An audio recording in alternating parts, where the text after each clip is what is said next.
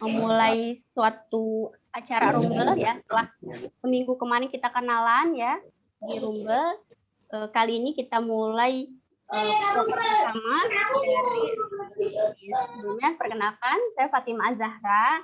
Mungkin yang belum pernah kenal muka, kita ketemunya di PAG terus ya di grup. Nah, selamat malam, selamat datang. Salam buat Mama udah hadir. Yang baru-baru tadi mandi nih, ada yang udah sebelumnya udah pernah ikut Rumble List juga ya. Jadi tuh air tuh kayaknya alhamdulillah kali ini di tahun ini bisa gabung lagi. Dan pada malam hari ini insya Allah kita ada di workshop pertama Rumble menulis dengan temanya nih rumpi gitu kan. Acaranya workshopnya rumpi. Rumble menulis inspirasi. Nah, kali ini pembicara kita menghadirkan salah satu tim dapur Rumble menulis. Tapi sebelum kita masuk ke acara, saya akan bacakan dulu ya sambil nunggu teman-teman juga. Mungkin ada yang masih sholat isya, masih ada yang nyiapin snack buat anak biar tenang. Terima kasih juga buat Mama yang udah meninggal ya. Apa-apa, udah makan ya. Mama udah malam biasanya udah siap siaga nih on duty-nya udah yang ngelonin anak gitu kan, atau nemenin kakaknya ngerjain PR, belajar dan sebagainya macamnya. Tapi alhamdulillah bisa bergabung dan mudah-mudahan kita bisa nyimak, kita ngambil inspirasi di rumpi gitu kan, Rumble menulis pojok inspirasi. Dan pada kesempatan ini saya bacain dulu ya Mak rundown acaranya. Insya Allah tadi sudah pembukaan, kemudian nanti kita akan ada sambutan dari Kordi kita tercinta Mak Meti, insya Allah. Kemudian akan ada materi dari Mak Shidei. Kemudian setelah materi nanti mungkin kita akan ada praktek sedikit setelah tanya jawab gitu. Dan sampai sini mungkin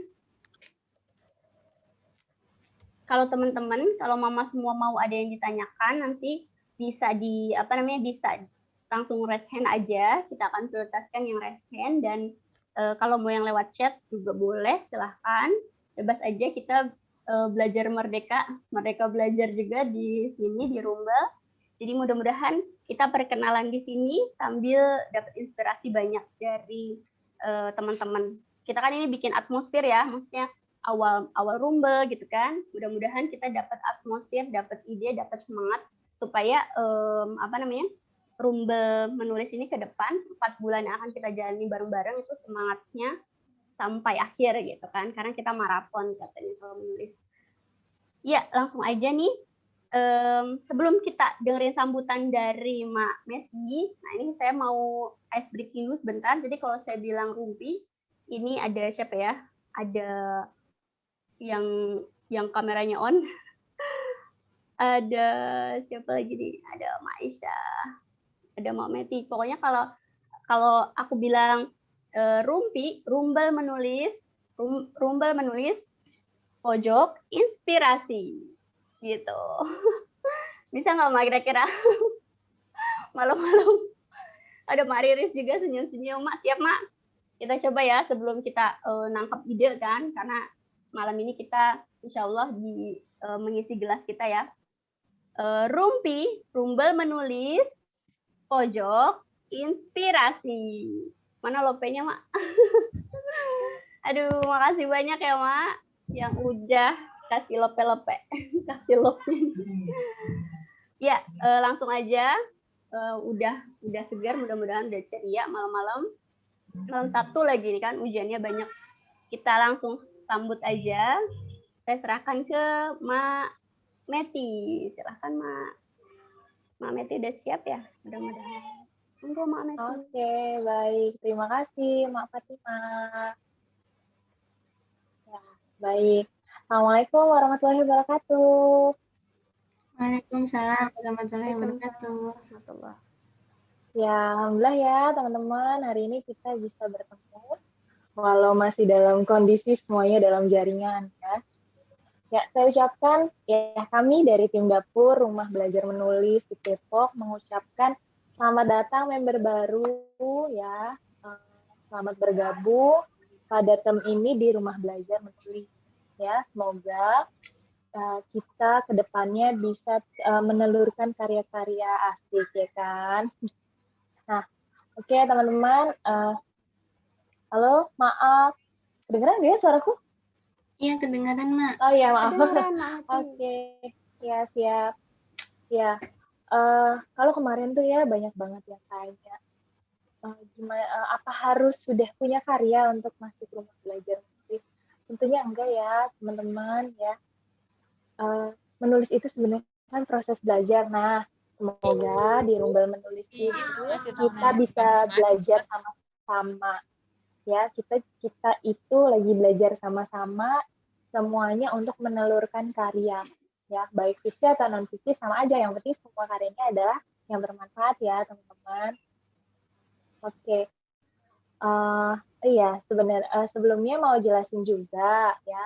Kemarin tuh sempat ada yang bertanya tentang oh. Nah, alhamdulillah banget berdasarkan kekreatifan teman-teman yang ada di dapur menulis. Nah, kami memutuskan mengubah proker pada term ini.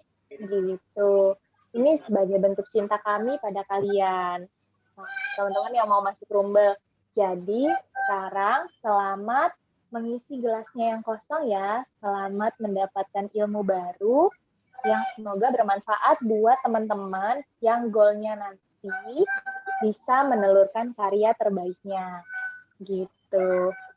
Oke deh teman-teman, selamat menjemput ilmu barunya ya. Sekian dari saya. Assalamualaikum warahmatullahi wabarakatuh. Waalaikumsalam warahmatullahi wabarakatuh. Makasih banyak Mbak Meti sambutannya. Nah itu biar belum punya karya nggak apa-apa, asal kita bersama-sama di sini mudah-mudahan keluar dari Rumbel Menulis term ini bisa menghasilkan karya. Mungkin setelah ini Maafi mau memutarkan sesuatu video, dipersilahkan mungkin ya. Kita ada sesuatu nih video tentang Rumbel Menulis. Jelas. Oke.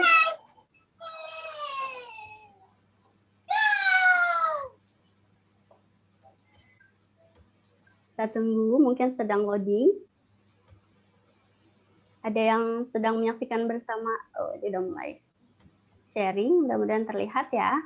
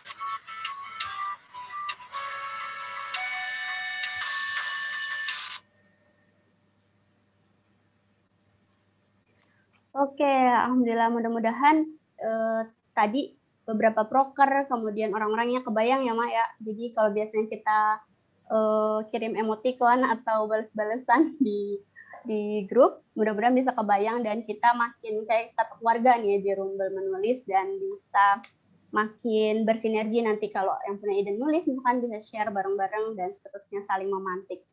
Nah, kita masuk ke acara inti kita nih di Rumpi.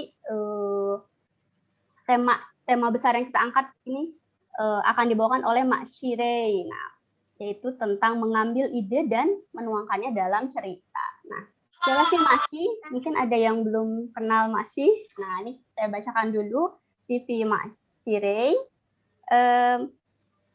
Beliau ini pernah menerbitkan 2 komik, kemudian 1 novel, judulnya Fake Love, kemudian Aku, Suamiku, dan Gunplanya diterbitkan Alex tahun 2017. Kemudian novel lagi nih, Amore in Sardegna, diterbitkan oleh Grace Media November 2018. Kemudian ada karyanya juga, novel Obsessive Love itu udah ada di Gramedia, nah diterbitkan oleh GPU di tahun 2020. Kemudian, nah ini yang masih hangat-hangatnya nih, masih hot banget, Masy ini berhasil masuk top 5 gitu.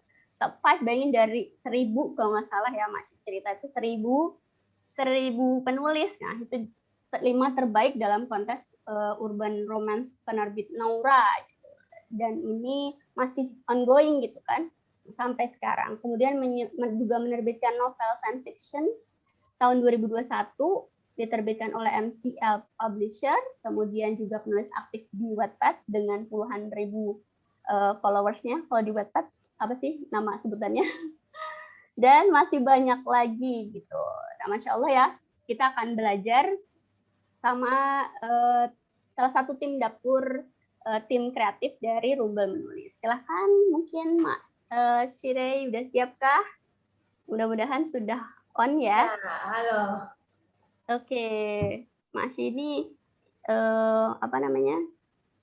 sibuk banget, tapi alhamdulillah bisa menyempatkan ngisi teman-teman nih.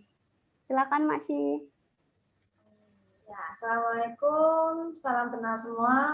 Tadi udah lihat di video, nama asli saya Bayu. Namun di sini saya lebih dikenal dengan Shireisho, dipanggilnya Masy. Soalnya kalau ditanya Bayu, kamu laki-laki atau perempuan? Sudah capek ya ditanya begitu. Oke, terus maaf juga kameranya off, bukan saya off kan, emang nggak ada kameranya. Soalnya online-nya dari komputer. Ya, harap maklum. Oke ya, saya coba akan share screen sedikit di sini. Sebentar, saya agak gaptek sama gimana caranya share screen itu ya.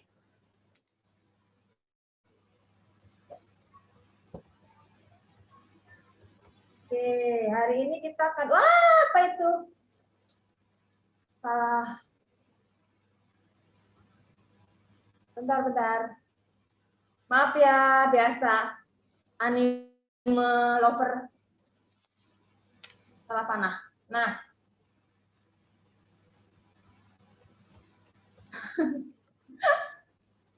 Iya.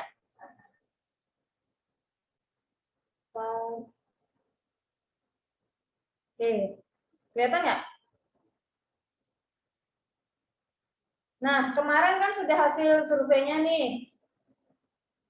Bahwa ternyata di kita tuh ada 45% untuk fiksi dan 55% untuk non-fiksi. Sejujurnya, Sira itu anak untuk fiksi.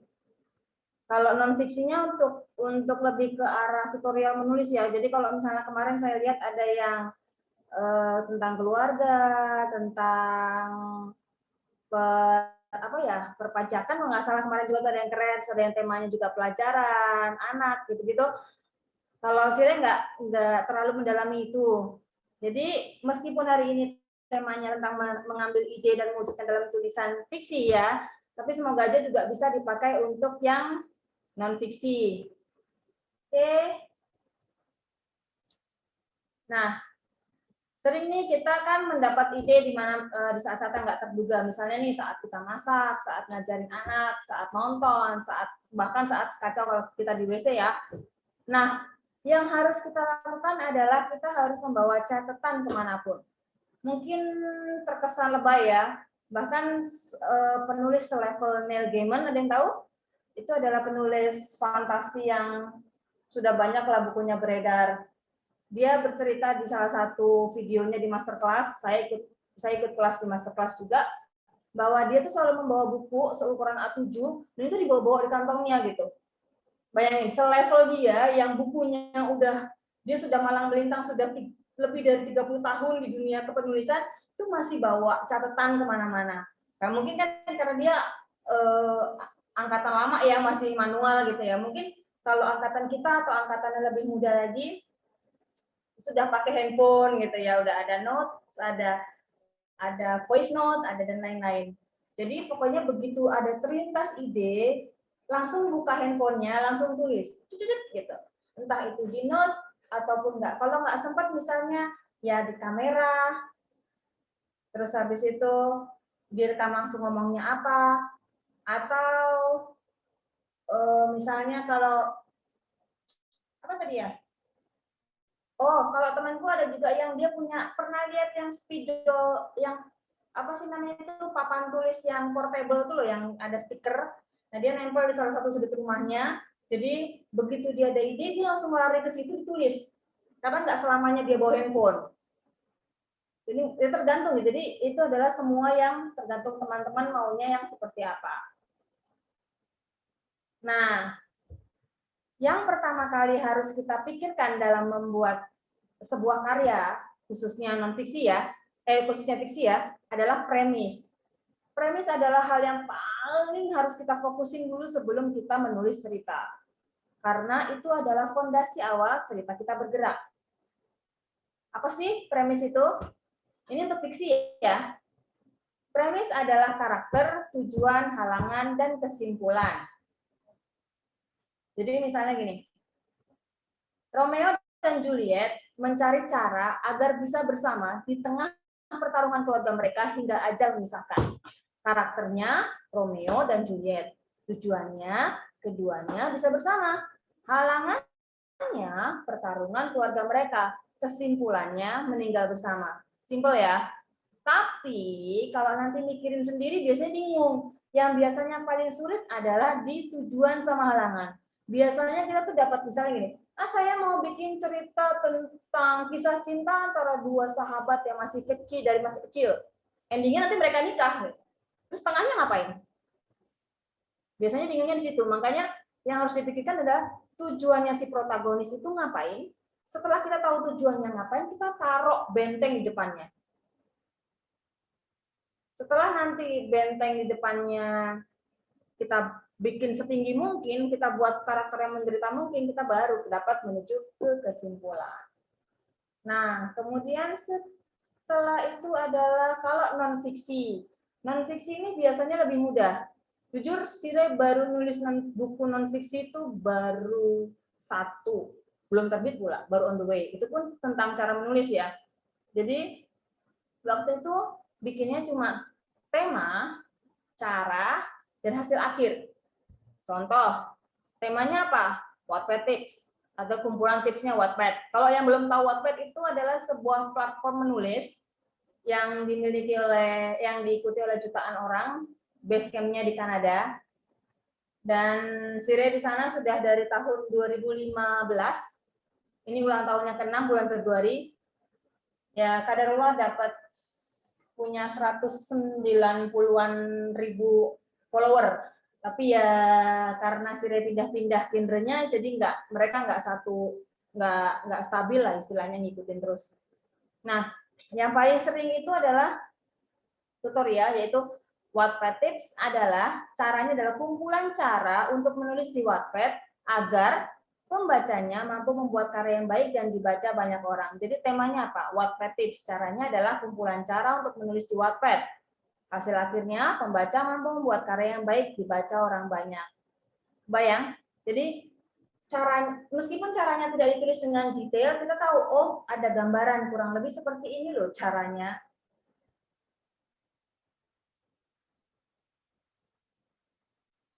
Nah, berikutnya adalah, tadi kita sudah dapat misalnya premis, apakah karakternya seperti apa, lalu misalnya masalahnya seperti apa, halangannya seperti apa. Lalu setelah itu kita boleh breakdown masing-masing. Karakternya seperti apa, permasalahannya, detailnya tuh. Tadinya kan misalnya permasalahannya kalau Romeo dan Juliet itu tentang bagaimana mereka bersatu. Nah, nanti habis itu di breakdown lagi, kenapa kok mereka kok susah banget sih bersatu? Ada peristiwa apa sih yang melandasi mereka nggak bersatu? Kalau misalnya contoh yang simple itu Cinderella deh. Jadi suka pakai contoh itu pas soalnya simple. Jadi Cinderella itu kan karakternya kan si Cinderellanya itu permasalahannya itu dia pengen bahagia, terus tapi dicegah sama ibu tirinya. Tujuannya ya itu tadi dia bahagia dengan cara keluar dari sana ke pesta dan akhirnya menikah dengan sang pangeran kan. Nah, didetilin masalahnya apa aja. Oh, gaunnya dirobek, oh ibu tirinya menyembunyikan dia di dalam kloset saat pangeran datang mencari siapa membeli sepatu kaca dan lain-lain.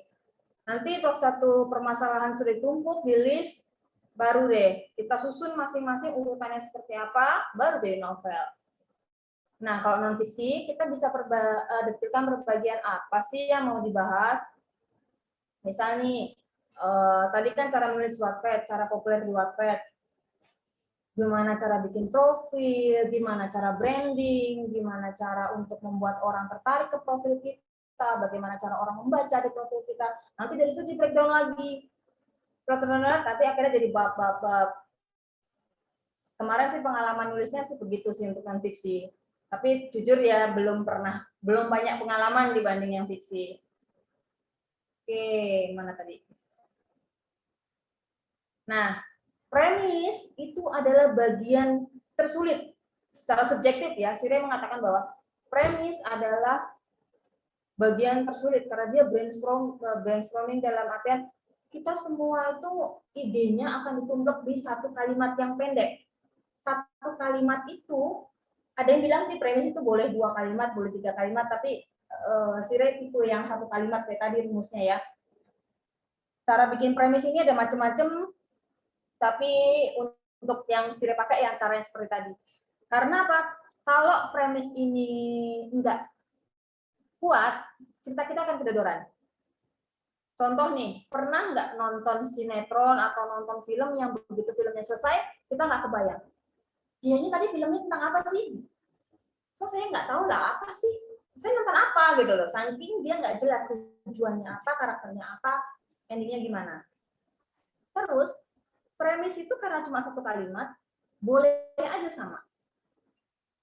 Tapi kalau eksekusinya beda, hasilnya pasti akan beda. Oke, silakan. Gampang teorinya kan? Silakan kalau ada pertanyaan. Wah, gimana Mak?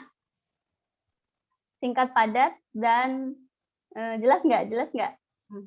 Kata Mak sih tadi, alhamdulillah gampang ya, tapi coba kita buat tadi 1 kalimat premis yang bernyawa gitu kan, pasti itu tantangan tersendiri ya buat kita, buat saya terutama yang awam nih nulis misalnya. Tadi kan terstruktur ya, kita buat premis, kemudian kita ngembangin seterusnya. Nah, silahkan nih buat mak-mak yang mau bertanya langsung ke Makshi, bisa langsung raise hand dan akan diutamakan. Yang di chat juga boleh, tapi kita utamakan yang raise hand dulu. Tutup kamera juga nggak apa-apa, kita santai aja ya. Silahkan kalau ada pertanyaan tadi atau ada minta dijelasin.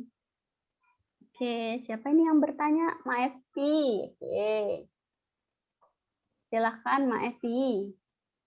Makasih Mak Fatim. Ya, monggo. Nggak nanya sih, ini mau tadi ketinggalan slide yang pertama, pengen ditampilin lagi, boleh nggak? Nanti aku suara pencet lagi ntar ya. Silakan. Maaf. Yang tadi masih. Maklum Ibu. Ntar ya. Nanti kayaknya kita juga bisa dibagiin kan ya Mas ya? Ya nanti dibagiin, cuma maksudnya ya sekarang. Ini kan tadi di screenshot dari video yang dibuat tadi yang buat Mak Fat ya? Yang bikin videonya ya? Iya, terus habis itu Sire screenshot. Nah, karena di screenshot masuk ke folder screenshot. Terus kalau dimasuk di folder screenshot. Nah, astagfirullah. Maaf ya. Aku mau yang rumus tadi tuh Mak sih tuh. Oh, rumus ya, rumus. Yang rumus. Oh, yang ini. Bukan, yang setelahnya. Yang ini. Nah, ya ini. Oke, monggo. Boleh ya. Aku malu. Aku tiarap dulu ya. Maklum sama bocil, jadi belum sempat nyekreen tadi udah pindah slide-nya. Iya. Silakan. Oke, yang paling susah kayaknya mau bikin premis deh. Ya, betul. Kalau lomba, ini sharing sedikit ya tentang lomba yang kemarin yang Belia Writing Month ini. Ceritanya pesertanya ada 3.500-an. Masya Allah. Terus habis itu 1.000 ya, Pak, ya? 3.500. dipilih 100, terus dipilih 50, 25, 25, 10, 10, 5, 5, nanti habis ini 3. Nah, di sini tuh dia kekuatannya adalah kita cuma ngajuin premis. Kita cuma ngajuin premis, cuma ngajuin sinopsis 300 kata, sudah. Sama potongan bab 1, 500 kata, sudah, nggak boleh lagi. Dari situ dipilih mana sih yang menarik gitu dengan temanya. Dan alhamdulillah lolos. Mau untuk memperebutkan top 3 nih. Makanya masih sampai bulan Mei harus ditulis 3 bab seminggu kerja Rodi. Boleh dikasih contoh nggak, Mak Si? Contohnya, Mak Si? Sebentar, boleh sih. Tapi nanti aku sebentar, aku pasti agak trauma sama Shire. Contekan. Bentar. Aku bukakan dulu Wattpad-nya.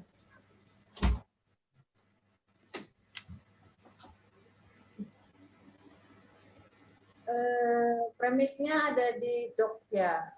Sebentar. BWM premis BWM 4. New share ya.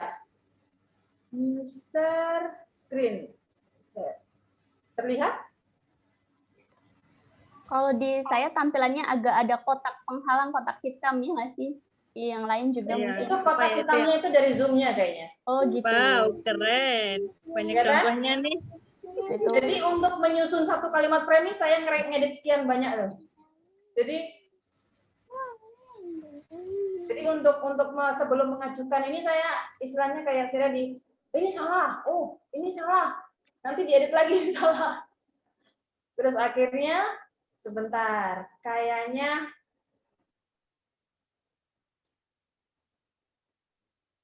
ini digeser, salah pencet, tuh kan? Bentar, Google Doc yang premis. Nih. Maaf ya, karena nah akhirnya ini yang final.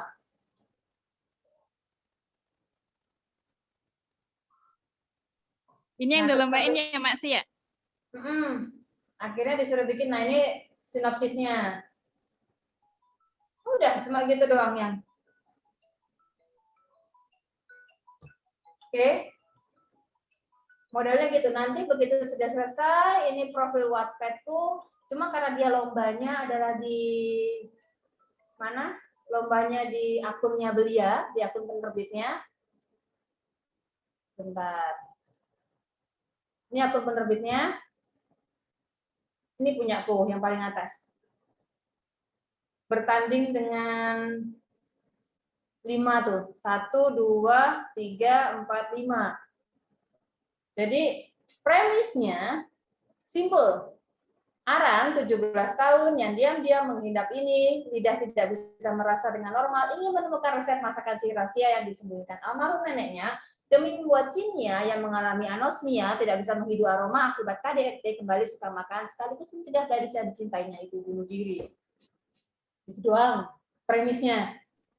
Mikirnya lama. Itu di dalam premis sudah kebayang ada konfliknya juga ya berarti.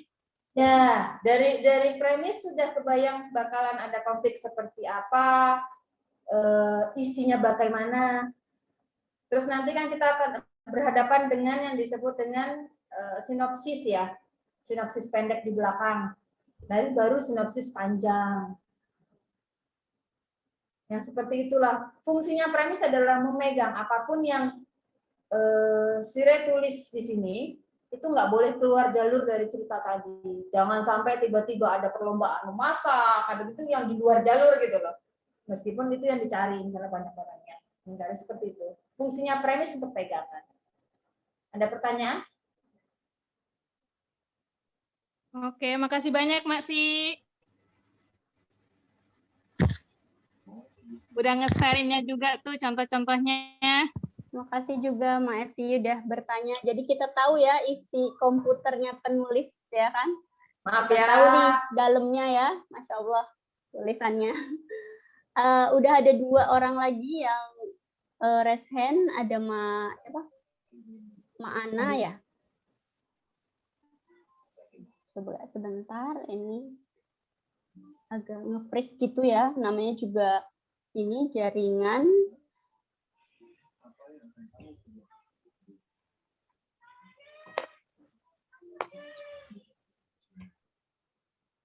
Ma Ana silahkan kalau ingin bertanya. Assalamualaikum, makasih Mbak Fatima, ketemu Iya. lagi di sini.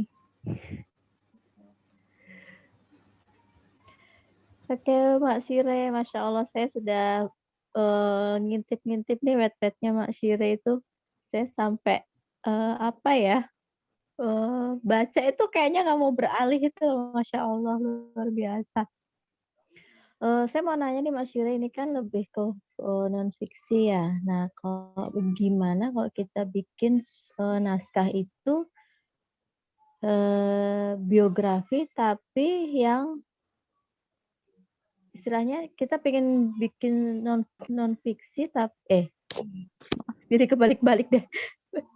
Bikin fiksi tapi berdasarkan kisah nyata gitu, gimana Mbak? Istilahnya kita tentang kisah seseorang yang kita kenal itu punya struggle yang luar biasa gitu. Otomatis kan itu, nah biografinya itu apakah cerita di situ apa kita ambil sebagian premisnya atau dibikin keseluruhan cerita dari A sampai N-nya gitu. Itu gimana, Mak? Nah, kalau untuk cerita nyata itu dibagi atas 2, biografi sama yang fiksi based on true story. Jadi kalau biografi kita bertanggung jawab untuk menceritakan semua kisah sebaik-baiknya, sebenar-benarnya. Jadi kan banyak tuh misalnya cerita tentang presiden, cerita tentang tokoh pahlawan ini gitu kan, atau bahkan ya cerita tentang orang yang sedang berjuang untuk kedepannya seperti apa. Nah, kalau ditulisnya biografi, itu kita harus jujur. Seperti apa sebenar-benarnya dia. Tapi, kalau ada fiksi, based on true story, sering-sering tuh kan kita nonton film. Ini diilhami oleh kisah nyata, gitu kan. Nah, itu kita harus memasukkan bumbu fiksi di dalamnya. Kenapa? Karena tidak semua kisah nyata bisa dituangkan dalam tulisan. Contoh, rata-rata semua novel saya itu based on true story ya. Jadi kita ambil contoh yang Obsessive Plots yang tahun kemarin terbit, itu tentang seorang gadis yang diperkosa oleh seseorang dan dikuntit. Ini diambil dari kisah nyata. Tapi karena saya nggak mungkin ngasih sumbernya seperti apa, terus kemudian karena kehidupan ceritanya itu hanya berkutat dengan dia, suaminya yang baru yang melindungi dia dan bagaimana dia mencari pemerkosanya sekaligus penguntitnya, itu terasa membosankan. Jadi saya tambahin lagi saingan cintanya, saya tambahin lagi semacam antagonisnya, semacam itu. Jadi terus red herring itu apa ya istilahnya? Penipu. Jadi misalnya ini, saya penjahatnya tuh si B, saya kasih petunjuknya ke A gitu loh. Jadi nggak langsung ke B. Ya semacam itu kan. Terus kemudian ada lagi cerita saya yang Fatia ini belum dapat jodoh juga, itu juga awalnya memang kisah nyatanya itu begitu ketemuan, itu mereka langsung ya sudah yuk kita nikah gitu loh. Tapi kan kalau di dunia fiksi meskipun itu nyata, tapi kalau di dunia fiksi nggak mungkin banget deh langsung ketemuan langsung nikah. Padahal ada kan gitu loh. Yang seperti itu tuh ada yang begitu ketemu, iya saya yakin saya akan menikahi kamu gitu loh. Tapi kalau saat itu berjalan jadi fiksi, kita harus memikirkan apakah itu logis, apakah itu bisa diterima sama akal sehat umumnya orang gitu. Akhirnya kita harus membuat alasan dia tuh harus fiksi. Kenapa dia harus menikahi Fatia begini. Oh dia teman SMA-nya lama, dia sudah suka sama Fatia sejak lama, seperti itulah. Jadi dibedakan antara yang biografi murni sama yang based on true story.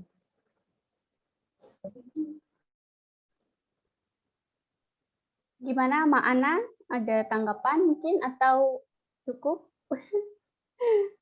Ya, jadi untuk premixnya kita harus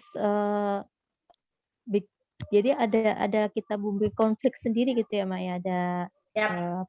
imajinasi kita sendiri gitu ya. Nggak benar-benar plek dari biografi yang asli gitu enggak ya? Yap, kalau yang fiksi ya. Iya. Heeh.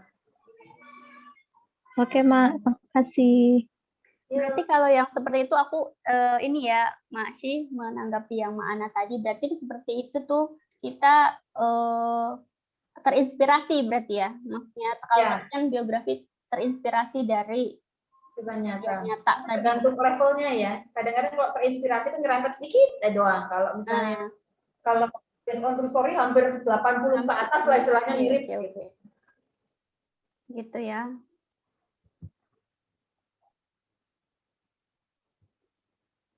Commute. Masih ada, makasih Mak Ana untuk pertanyaannya.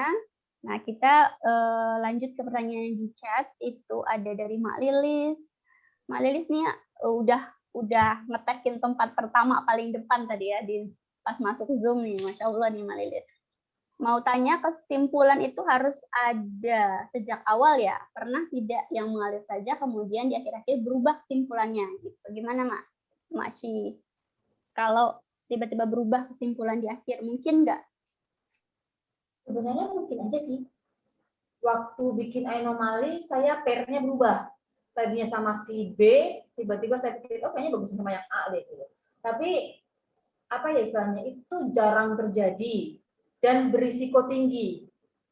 Kenapa? Karena kita sudah jalan nih, di tengah jalan. Tiba-tiba kita belok. Gimana ya analoginya ya? Misalnya kita mau ke Surabaya, dari Depok misalnya kita mau ke Surabaya nih, terus tiba-tiba di tengah jalan nggak mau deh, saya mau ke Bali. Kira-kira saya udah di Malang gitu, mau ke Bali pakai acara terus uangnya mepet, apa misalnya gini, kita nggak punya, mau nerbang juga nggak punya duitnya gitu kan, sebenarnya seperti itu.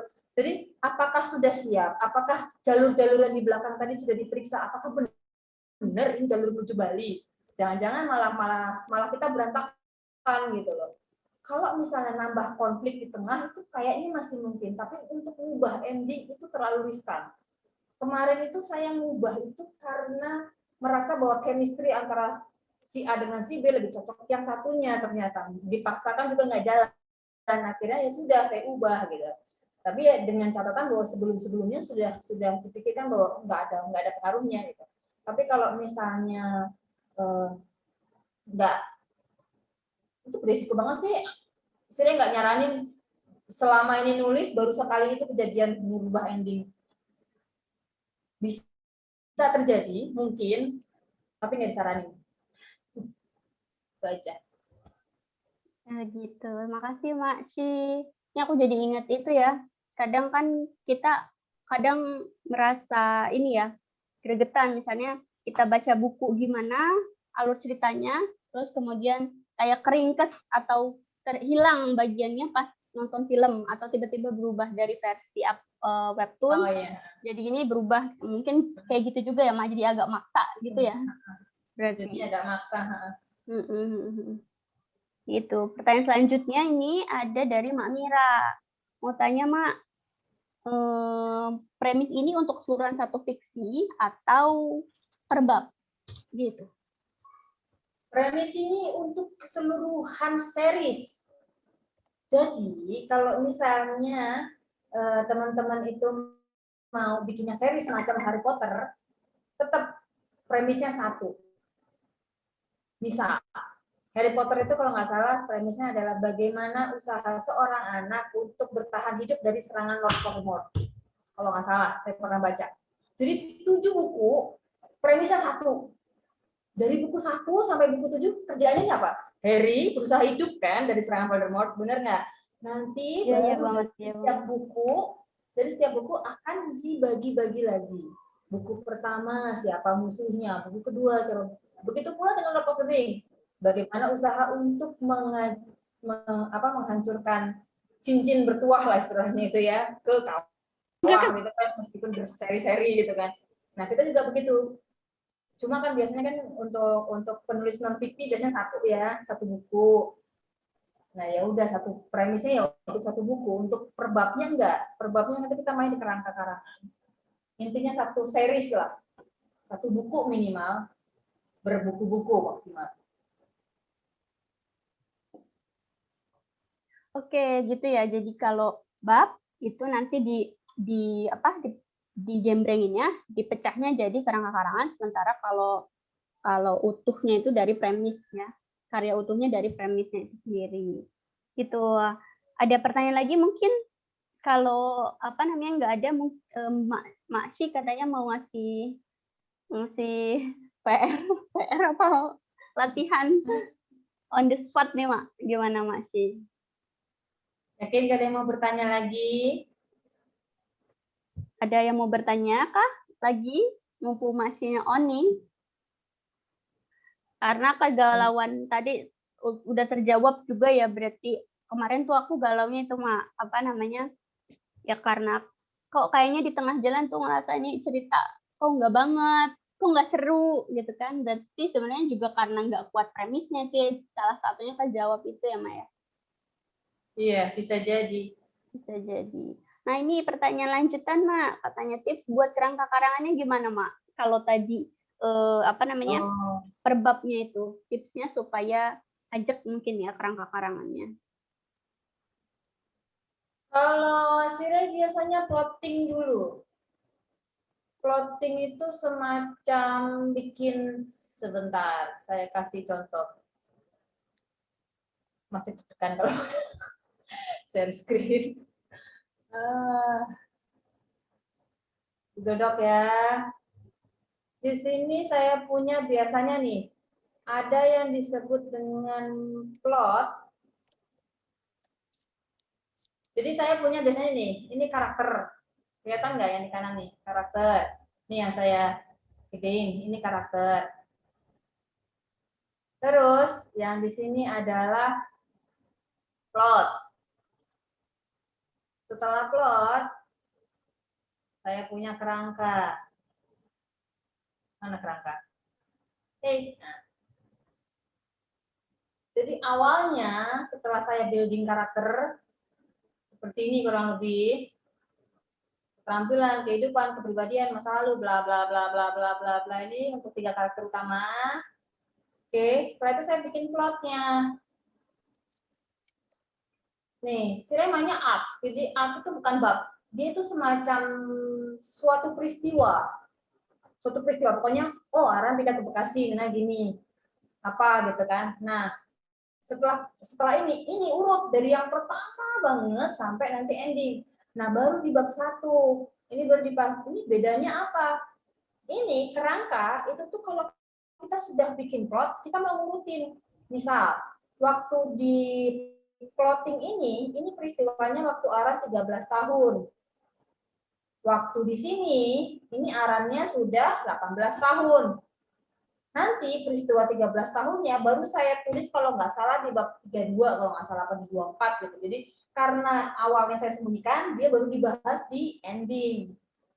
Itu bedanya. Kenapa harus diplot? Kenapa sih harus ribet diplot di arc-nya dipisah-pisahin itu? Kenapa sih harus begini? Ini untuk mencegah plot hole.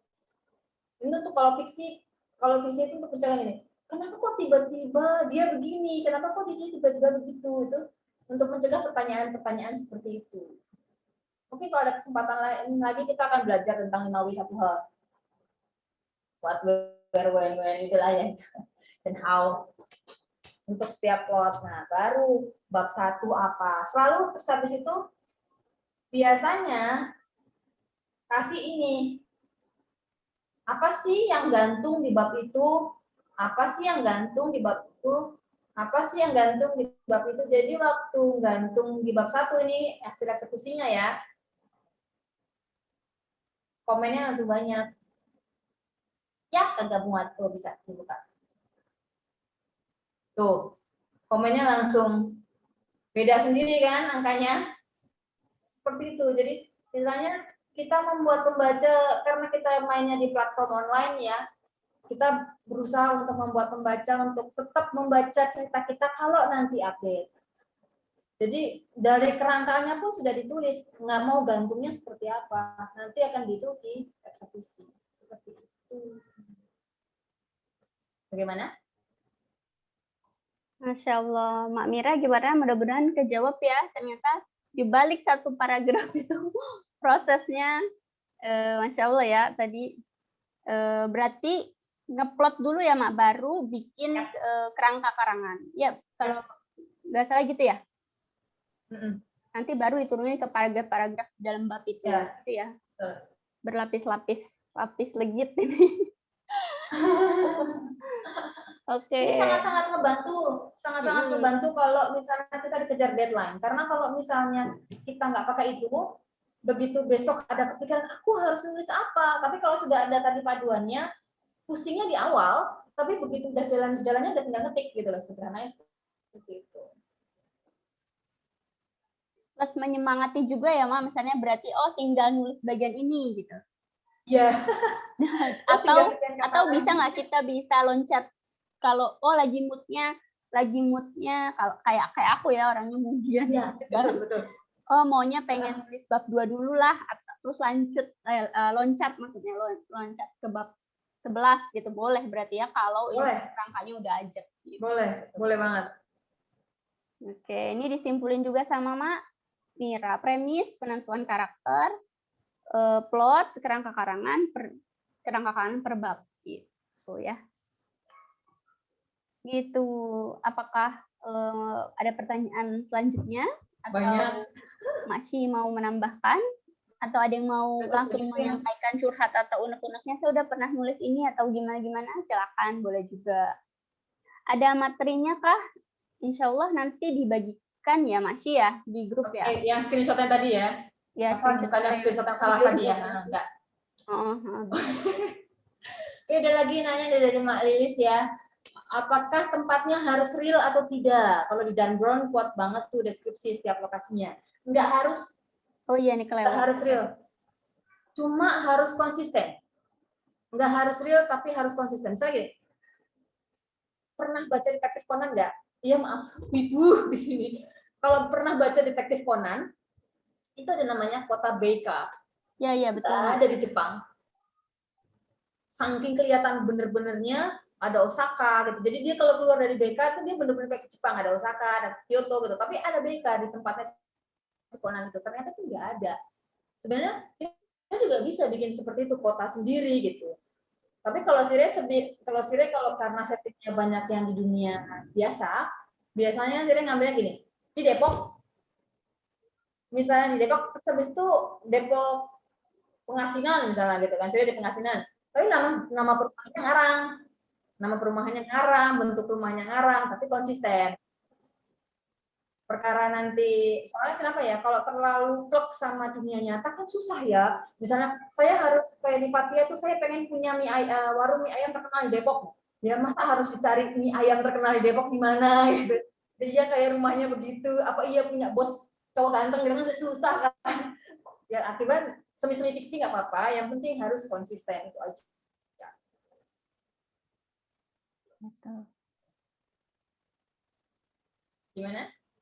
Gimana Mak Lilis? Mungkin ada tanggapan lagi? Berarti kalau kayak gitu sebenarnya ya karena fiksi ya Mak ya. Jadi kalau mirip justru malah orang malah penasaran dan banding-bandingin. Mungkin kalau teman-teman ingat ada yang malah nyari lokasi mana sih yang mirip gitu kan, malah penasaran dan malah jadi konflik gitu ya Mak, bisa kalau mirip banget gitu. Masih saya kan nggak bakat ideation. Jadi saya lebih suka memulai nulis dengan cerita real pengalaman. Nah, bagaimana tadi yang dirangkum Mak Mira dari premis hingga kerangka per bab, apakah sama? Berarti ini mungkin ke ini ya Mak, cerita real berarti kan non fiksi. Antara fiksi dan non fiksi beda enggak tadi alurnya dari bikin premis, kemudian bikin plot, jembrengin karakter dan seterusnya. Yang jadi pertanyaan adalah cerita real pengalaman itu seperti yang tadi, apakah dia biografi ataukah dia fiksi based on true story? Balik lagi, saat dia biografi sama, kedua-dua sama sih, harus premis, harus ini. Cuma bedanya kan kalau biografi, ya tulis saja gitu, premisnya apa, endingnya bagaimana.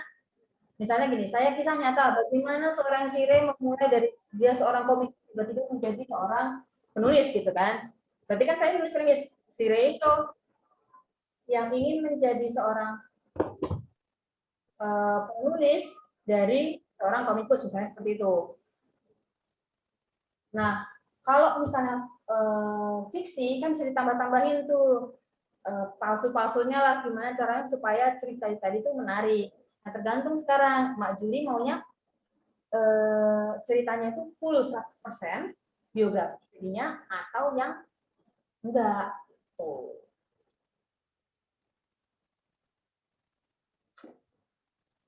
Oke, berarti sebenarnya kalau fiksi malah justru bisa lebih berlapis ya Mak, karena tadi kita harus menelaah karakter, kemudian tokoh. Tapi kalau apa namanya non fiksi lebih menguatkan ke literatur atau Ya. kejelasan sumber itu ya Mak ya. Betul. Kebenaran fakta. Begitu, mudah-mudahan menjawab ya Mak Jul. Bagaimana dengan cerita singkat? Bagaimana dengan cerita singkat, syarat jumlah kata terbatas? Apakah juga diberlakukan aturan yang sama? Sira kalau misalnya pakai bikin cerpen, modalnya cuma karakter, konflik, selesai. Karena selesai, kadang-kadang bahkan cerpen itu tidak sampai selesai. Ini gini, ada cerpen, dibuka dulu lah. Kayaknya aku punya contoh cerpen. Cerpen itu kan karena dia di bawah 3.000 kata ya, umumnya dia pendek dan membahasnya cuma satu masalah singkat.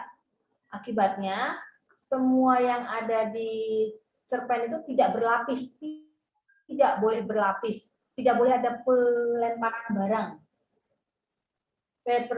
Misalnya kalau kita tuh, kalau novel kan jika kita memilih A, hasilnya B.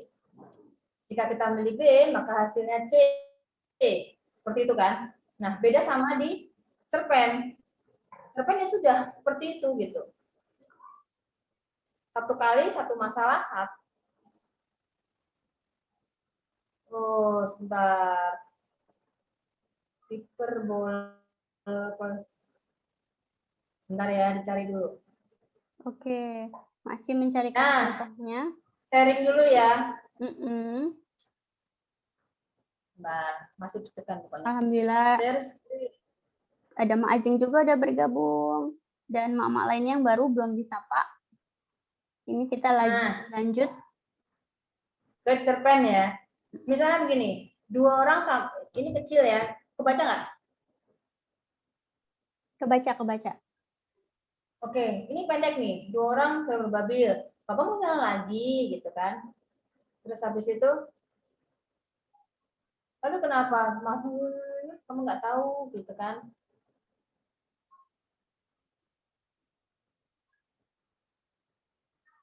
Nah, gitu. Jadi ceritanya, kita kan nggak sampai selesai nih. Pak, saya resign aja, saya nggak boleh jadi koruptor. Apakah dia tetap nyalon? Nggak tahu. Apakah dia menang nyalon? Nggak tahu. Bener nggak? Tapi di sini selesai. Tapi di sini konfliknya sudah ada, yakni si orang koruptor ini pengen naik lagi untuk menjadi politikus yang baru gitu loh. Jadi kalau cerpen ini kumpulan cerpen saya sebentar. Kayaknya ada yang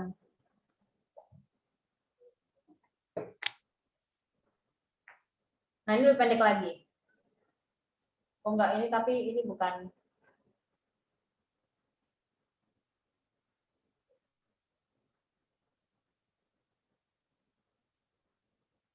Ini cerpen juga. Beda. Jadi ini tentang temanya tentang kata visit, misit. Ini dari grup nulisku yang lain. Jadi aku hampir tidak bisa merasakan apa-apa. Jadi dia fokus untuk langsung ke adegan bertarungnya. Kenapa bertarungnya? Tentang seorang yang dipaksa untuk mengakui gimana sih partnernya gitu kan. Terus Tapi ternyata begitu dia mau pingsan, terus tiba-tiba yang itu diselamatin sama yang partnernya tadi. Apakah si orangnya selamat karena terakhirnya kan pingsan? Enggak, belum tahu. Apakah polisi akan menangkap penjahatnya yang telah nyiksa dia? Juga nggak tahu. Tapi kan konfliknya dapat. Kalau Sire modalnya itu aja, bahwa ada orang yang ada cerita yang karakter punya konflik, itu bisa jadi cerpen.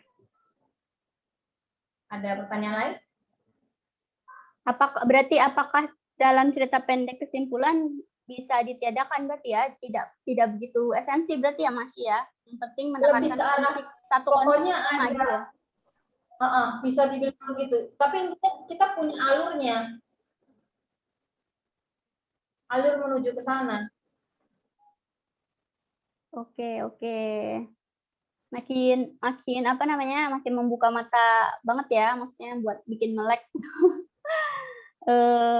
Ini ada pertanyaan dari Ma Ajeng. Ma mau tanya, apakah karakter development dalam sebuah cerita itu penting, terutama si tokoh utamanya? Penting banget. Nah, pakai banget gitu. Banget, karena apa ya? Yang membuat seseorang pembaca itu merasa terikat dengan buku adalah karakternya. Makanya kalau di non-fiksi kan kenapa Anda gitu kan? Kalau di non-fiksi, kalau kita membaca buku non-fiksi, Sire bacaannya juga non-fiksi sih. Kalau misalnya buku self healing itu kan Anda begini, Anda begitu, Anda begono gitu kan? Istilahnya kita sebagai pembaca ditempatkan di dalam cerita. Akan tetapi kalau fiksi, bagaimana caranya membuat pembaca simpati sama karakter yang ada di buku kita? Meskipun tokohnya muda, kita sudah tua, ya kayak gitu lah. Kita misalnya usianya tidak sama, tapi kita masih bisa related gitu lah. Oh, saya mengerti alasannya dia begini, saya mengerti alasan dia berubah. Saya mengerti kenapa kok dia terus berkembang. Misalnya dulunya dianya obsessive love lah ya, yang si Syaira itu kan habis diperkosa, dia trauma, pokoknya dia penakut, dia menutup diri, dia nggak mau bilang siapa pemerkosanya, dia diam. Sampai akhirnya Ara, suaminya itu mengubahnya dia pelan-pelan, nggak apa-apa, ada aku suamimu gitu loh. Terus dia berusaha untuk meyakinkan Syaira bahwa nggak apa-apa, kamu memang ini bukan salahmu, bahwa diperkosa itu bukan aib, bukan salah sama sekali, kamu harus bisa berdiri, ada aku gitu loh, ada mertuamu yang mendukung, meskipun kamu udah yatim piatu dan lain-lain. Bagaimana dia berubah akhirnya menjadi Syaira yang akhirnya bisa lulus sarjana. Setelah kejadian itu dia vakum 2 tahun, akhirnya dia melanjutkan sekolahnya dan bisa lulus. Wah, keren banget ya, Mak. Masya Allah. Apa namanya? Aku juga sama nih pertanyaan kayak yang disampaikan sama Mak Riris. Dari tadi dengar penjelasan Mas itu jadi bertanya-tanya gini kan, sehari nulis berapa banyak, Mak? Dan brainstormnya gimana tuh bisa muncul terus idenya? Kalau aku juga bertanya, Masya Allah bisa ingat karakter, maksudnya karena saking bold-nya gitu ya, yang si karakternya masing-masing sampai masih juga nggak kehilangan karakter, artinya ingat terus nih karakter ini begini gitu. Masya Allah banget nih. Gimana Mak tuh? Mungkin pengalamannya nulis berapa banyak hari, gimana brainstormingnya sendiri kah atau gimana? Sebenarnya dulunya saya menulis hanya 1 bab seminggu. 1 bab seminggu itu 1.500 kata seminggu. Tapi karena sekarang kepepet deadline dan lagi mencari sesuap nasi di salah satu platform penulis religi, ya mungkin tahu ya, KBM. Saya lagi agak aktif di sana. Di target sekarang 1.000 kata sehari. Nangis. Sebenarnya kalau tidak ada gangguan, 1.000 kata itu bisa diselesaikan dalam 1 jam. Akan tetapi dengan bocil 3 biji yang laki semua ya sudahlah. Oh, Masya Allah. Kalau brainstorming biasanya sih sharing ya. Sharing ada. Sebenarnya nanti kan di grup ini bisa loh kita sharing-sharing, misalnya nih ada ide nih di grup WhatsApp, Kita nanti bisa sharing. Saya mentok nih, saya nggak tahu endingnya nih mau digimanain atau konfliknya kurang greget nggak, lempar aja ke grup. Insya Allah semua aman, kagak ada yang dicuri ide-idenya. Biasanya sih kayak gitu soalnya. Jadi lempar ide, ini nyangkut. Kira-kira sini kan lemah nih. Romantis itu paling nggak bisa lah. Kalau darah-darah gampang. Kalau romantisme itu udah lemah. Biasanya udah lempar ke grup terus bilang, ini adegan romantis anak SMA yang nggak pakai sentuhan tangan atau sentuhan fisik apaan sih gitu. Oh begini loh, ngajarin belajar bareng, atau misalnya nyelipin kuit buah kolong katanya, atau tiba-tiba ngirimin paket Shopee. Aku sampai ngakak, anak zaman now. Oh gitu, atau tukeran Google Doc katanya gitu. Ya Allah. Jadi intinya jangan takut untuk sharing. Grup ini ada untuk sharing. Jadi kalau mak nyangkut sama ide non fiksi ataupun fiksi, lempar aja ke grup. Tapi kalau misalnya ada yang mau membantu, kita bantu, kita sering bersama-sama. Kita maju sama-sama. Gimana Mak? Siap menerima tantangan Mak sih gitu kan? Dilemparin aja di grup kail-kailnya, mudah-mudahan nanti nyangkut ya. Tambal sulam ide gitu ya Mak Esi ya. Ini ada pertanyaan. Kalau aplikasi yang memudahkan untuk edit, nah ini saya agak macet. Nggak ada. EYD, gimana tuh Mak? Nggak punya, nggak ada sih. Paling cuma ngecek typo. Kalau untuk Webi, pedoman umum ejaan bahasa Indonesia, nggak ada sih. Harus hafal. Harus hafal. Dan dikoreksi mungkin di itu ya, proofreading sama yang lain gitu ya Mak ya, yang lebih ngerti editornya berarti ya. Halo, suara saya kedengeran nggak ya? Kedengeran. Gitu Mak Devi. Berarti harus apal kalau EYD aturan bakunya ABCD. Nah kalau EYD ini biasanya kita kalau di Rumba menulis konsulnya sama Mak Meti, bu guru kita. Ada Bu Kordi, nanti mungkin bisa saling melengkapi ya, Mama Meti kuat di sini, Kak di sini gitu. Teman-teman juga bisa berbagi jadi saling mengayakan kita insya Allah. Terus gitu ya Mas ya, yang pertanyaannya. Kemudian Mak Lilis tanya lagi, nggak apa-apa Mak, mumpung Mak Si-nya ada nih ya. Dalam menulis fiksi itu ada batasan tidak ya terhadap sesuatu yang real, misalnya di novel KCB kan bahwa organisasi Mossad, bawa organisasi Mossad, novel yang bawa peran presiden, yang mana peran itu ada di dunia nyata, suatu lokasi yang dideskripsikan dengan cerita lain. Itu aman nggak, Mak? Ini wilayah abu-abu ya, aman tidak aman tergantung wilayah. Jadi apa ya? Kan mungkin ada pemerintah yang nggak boleh.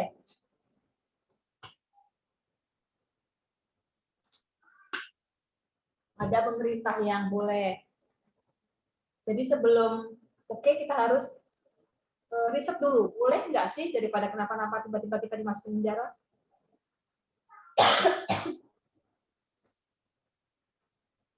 Ya gitu, berarti tergantung ya, apa namanya, kadang malah ada yang cari-cari perhatian lagi isunya apa, itu dikaitin gitu sih, Mak. Ada juga kan ya, maksudnya ya ada yang justru begitu. menjual interest ke situ gitu kan. Ada juga malah. Lanjut, jadi tergantung tadi ya. Kemudian Mak Evi, Wattpad yang English atau Indonesia Mak sih? Kok aku install bahasa Inggris semua? Ada yang kepo langsung. Waktu install di setting ada bahasa Indonesia. Oh gitu. Waktu di setting reading preference bahasa Indonesia. Kalau enggak keluar bahasa Inggris semua. Berarti di sort bahasa Indonesia dulu dipilih ya. Ya, di sort bahasa Indonesia di setting. Masya Allah nggak kerasa ini udah mau jam 9. Kita ngobrol sama Mak Syi tadi triggernya tentang premis yang harus kita kokohin satu kalimat gitu ya Mak ya. Yep. Apakah teman-teman ada pertanyaan? Kita masih punya 9 menitan ya Mak Syi? Yo. Atau teman-teman udah cukup? Nah ini ini akan kita kasih ke Masih nih. Terakhiran, kira-kira Masih mau ada kata-kata penutup atau ada ngasih PR atau masih apa? Oh, ada lagi nih. Ada Mak Ajeng nanya lagi sebelum ditutup, Mak. Nih. Misalkan sekarang lagi happening, mak-mak pelakor dalam suatu band. Mudah-mudahan ini nggak ngelanggar COC ya. Mak Ajeng, untung yang lain Mak Ajeng kan. Lalu mau aku angkat dalam tulisan, apakah ada kode etik menulis yang dilanggar kalau seperti itu tadi ya?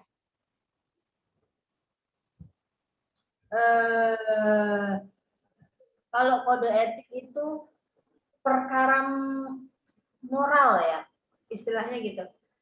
Perkara moral. Kalau misalnya tiap penulis punya level moral masing-masing, itu nggak bisa disamain sama lain. Misal, saat ini Sire belum bisa nulis tentang pelakor. Kenapa? Takutnya kayak apa istilahnya ya, menormalisasi, menyering kayak oh pelakor tuh semua umum banget gitu loh, sesuatu yang umum. Kayaknya nanti lama-lama orang akan berpikir wajar. Mungkin itu tadi bahwa itu adalah standar moral ya, bukan sesuatu pakem, tapi itu moral yang Sire pegang. Orang bisa berpikir justru saya menulis cerita pelakor untuk menunjukkan bahwa ini tuh jelek, ya kan? Tapi karena kita menulisnya di platform online, yang bikin Sire khawatir adalah kalau dia tidak membaca ending untuk mendapatkan manfaat yang dia dapat, yang dia pengen itu tadi. Nah kalau misalnya sampai dia mengambil kesimpulan yang salah kan ngeri, itu makanya sampai sekarang belum berani untuk menulis yang tema seperti itu. Cuma nggak ada apa ya istilahnya, nggak ada aturan baku soal itu, semua tergantung pada etika moral masing-masing penulis. Pokoknya yang harus diingat bahwa setiap apapun yang kita tuliskan, kecil ataupun besar, akan memberikan pengaruh bagi semua pembacanya. Sudah siapkah kita ditanyain di akhirat akan tulisan kita? Itu aja. Berat juga ya.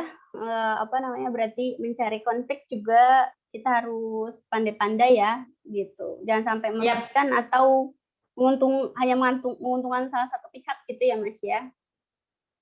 Iya berat. Apa maksudnya gini?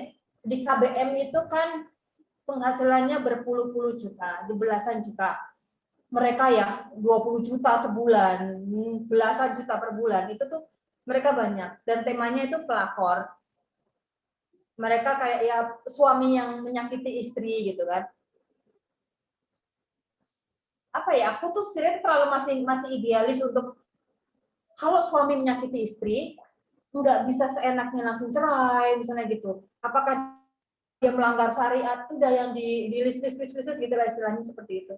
Jadi akibatnya untuk memikirkan cerita di sana tuh mau pikir gitu apa yang cocok. Jadi begitu ada misalnya gini, sekarang kan lagi ngetren nih salah kirim. Jadi suami salah kirim SMS ke selingkuhannya tapi kekirim ke istrinya. Aku nggak bisa nih seperti itu, nggak tega. Maksudnya kebayangnya gimana sih rasanya di hati gitu, nggak tega. Meskipun begitu, ini percobaan ya, saya bukan bahwa dengan tema yang populer, meskipun tanpa pelakor, meskipun tanpa selingkuh, zina dan lain-lain itu, kadarullah alhamdulillah kemarin bulan Februari ini Sire dapat 1,4 dari KBM. Bayangkan mereka yang ngambil tema populer di KBM, nulis itu update tiap hari ya, 1000 kata sehari ya. Jadi itu bisa dapat segitu. Bayangkan kalau mereka yang bisa update 3 kali sehari dengan tema yang populer. Tapi sekali lagi, pikirkan saat setiap tulisan akan dipertanggungjawabkan. Uang yang didapat akan dipertanggungjawabkan. Halal atau tidak, itu masalah. Itu kan balik lagi ke level moral ya. Tiap orang, apakah mampu, apakah tidak, apakah merasa itu wajar, apakah tidak. Tergantung masing-masing orang. Saya tidak bisa menilai. Masya Allah, Mak. Jadi tadi pertanyaan tutup juga ya terakhir, insya Allah. Dan juga pesan yang dalam banget dari Mak Shin ya, karena mudah-mudahan Mak Shin juga berpegang teguh sama nilai-nilainya gitu kan, jadi penulis Amin. jadi Godaan duit besar. ya, dan mudah-mudahan dimudahin rezekinya juga Mak gitu kan dengan megang Amin. Amin. Dan kita tiba di penghujung. Mak Shin mungkin ada mau terakhiran sebelum kita tutup jam 9 ini, tapi kita jangan live dulu karena kita nanti mau foto bareng juga. Silakan Mak Shin mungkin penutupnya atau Itu ada aja. PR. Oh, mau PR itu tadi? Oke. Silakan. Jadi kalau mau ngerjain PR, Sire kasih waktu 12 jamnya sampai besok jam 8 pagi. Tolong bikin premis. Oke. Ya, bikin premis. Tantangan ya, karena juga workshop ya, work dan shop. Salah. Apa ada shopnya? Ya, kalau mama biasanya shopnya, kalau kita worknya juga nih kita latihan. Membuat premis ya Mak ya. Boleh non fiksi boleh, fiksi boleh, tergantung teman-teman biasanya apa. Premis dikumpulkan langsung ke grup. Nanti insya Allah Sire koreksi setelah jam 9 pagi, ini udah 8.58 nih. Jam 9 pagi, 12 jam dari sekarang. Lepas dari jam 9 pagi, insya Allah Sire periksa satu-satu. Oke, satu orang satu premis ya. Oke. Jangan banyak-banyak. Bismillah. Gitu Mak, dapat oleh-oleh ya. Mudah-mudahan bermanfaat. Waduh, bikin gak bobo tenang. Ya benar-benar sambil pikir ya, premis satu kalimat tapi berbobot. Nah, makasih banyak Mak Shi atas ilmunya, atas sharingnya. Teman-teman juga yang bertanya, yang mengayakan, yang merespon. Masya Allah, mudah-mudahan berkah untuk kita semua forum ini. Dan kita mau foto bareng dulu sebelum kita sayonara. Bobo udah dipanggil suami mungkin, anak buat ngelonin. Kalau yang berkenan bisa buka ininya, buka kameranya, dipandu sama Mak Tiana. Silahkan Mak Fi. Kita kasih waktu, siapa tahu mau bet mau kena gitu kan. Atau udah, ya ini Mak Riris sudah on kamera. Ya Mak ya. Gitu. Mungkin dipandu Mak Fi. Silahkan Mak Fi. Iya. Ini ada satu layar aja nih. Silakan yang mau buka. Ada lagi yang mau buka kamera? Yakin? Ada Mak Devi. Halo. Ada siap. Bentar, 1, 2, 3. Sekali lagi. 1, 2, 3.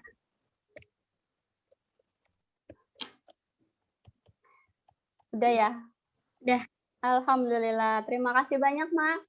Untuk presensinya tadi sudah ada di chat, tapi nanti insya Allah kita up juga di grup, bisa isi presensi juga, bisa alirkan rasanya, mudah-mudahan berkah untuk semuanya. Makasih banyak Mak Afi, juga Mak Meti, Mak Afi lagi, mungkin udah ini Mak, dan semua Mak yang udah hadir, Mak Ajeng juga. Kemudian saya nggak bisa sebutin satu-satu karena waktunya juga sudah ini. Mak Yuanita, Mak Riris, Mak Putri, Mak Nurullah Rizky, Mamira, dan seterusnya. Terima kasih banyak udah hadir dan meramaikan malam hari ini. Mudah-mudahan makin bersemangat berkarya menulis di Rumbel Menulis, karena tadi kita mengambil ide, mudah-mudahan setelah ambil jadi diikat dengan tulisan. Mudah-mudahan besok grup kita ramai lagi dengan premis-premis dari teman-teman. Ditunggu Masih. Terima kasih banyak. Masih terima kasih banyak semuanya. Ya, saya juga maaf atas kekurangannya sebagai moderator. Kami cukupkan ya, Mama. Terima kasih. Assalamualaikum warahmatullahi wabarakatuh. Waalaikumsalam warahmatullahi wabarakatuh. Terima kasih semuanya.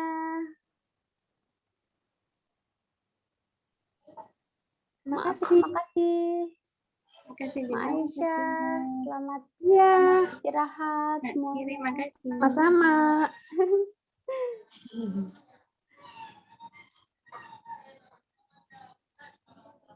Terima kasih.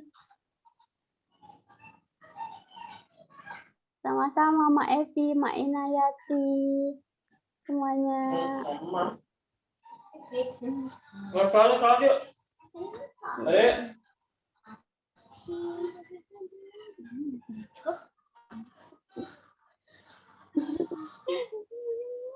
Sama-sama Mak Andin, Mak Evi, siapa lagi?